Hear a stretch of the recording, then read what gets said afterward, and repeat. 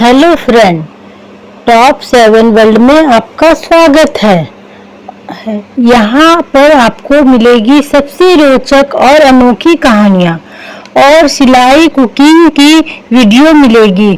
तो लाइक करें, सब्सक्राइब करें, कमेंट ज़रूर करें।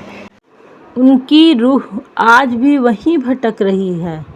बहुत से ऐसे लोग हैं जो यह स्वीकार करते हैं कि उन्होंने रूहों को देखा है, लेकिन जिन लोगों का सामना कभी किसी मृत आत्मा या भटकती रूह से नहीं हुआ है, उनके लिए यह सब बचकानी और मनगढ़ंत बातें हैं। इसमें गलती उनकी नहीं जो रूहों के होने को नकारते हैं, लेकिन कहते हैं ना, सच तो सच होता है, उसे किसी के स्वीकार करने या नकार देने से फर्क नहीं पड़ता।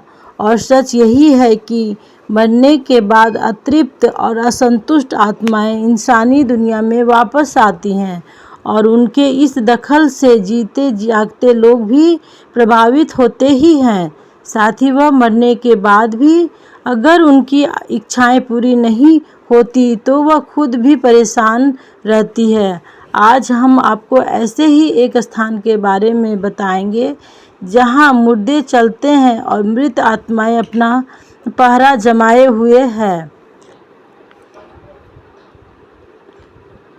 कैलिफोर्निया के एक एकांत स्थान पर स्थित वेले हाउस, जिसका निर्माण थॉमस वेले ने 1857 के आसपास करवाया गया था।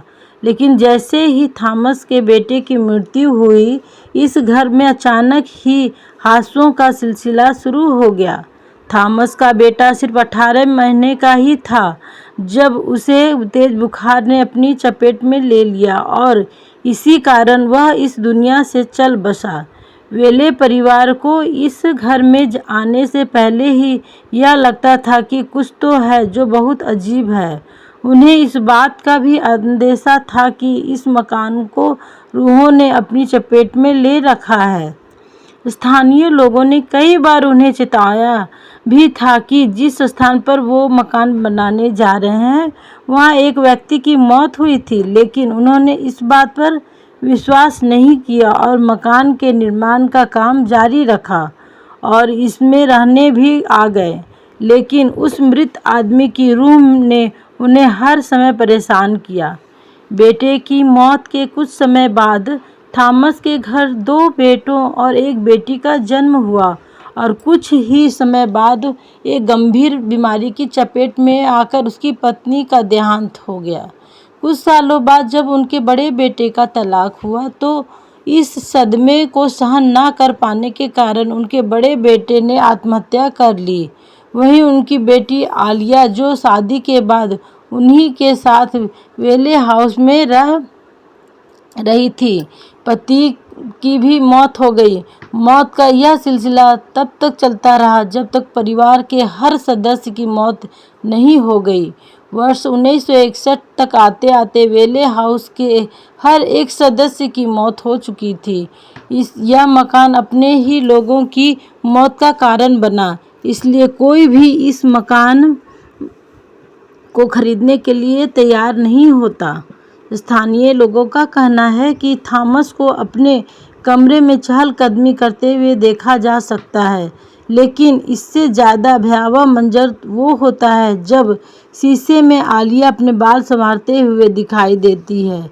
यूँ तो वेले हाउस को अपना सरकार ने अपने कब्जे में ले लिया है, लेकिन अभी भी वहाँ कोई नहीं जाता।